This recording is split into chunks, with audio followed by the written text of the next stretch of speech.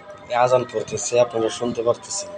আজানের সময় বলতেছি, যদি একটা সূরা যদি আমল করেন জীবনে, ছোট একটা সূরা আমল করেন যদি, আল্লাহ এই সূরার আমলের বিনিময়ে আপনাকে আল্লাহ বেহেশত দান করতে পারে।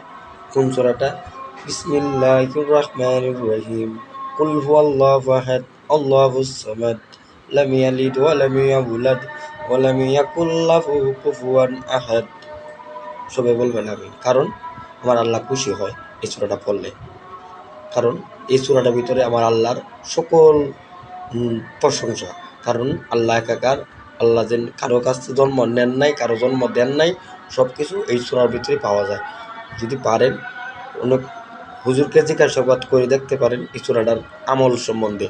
কারণ এই সূরাটার আমল করতেন বেলাল। তাই আসুন আমরা সকলে মিলে আমল করি। আসসালামু আলাইকুম ওয়া রাহমাতুল্লাহি ওয়া বারাকাতুহু।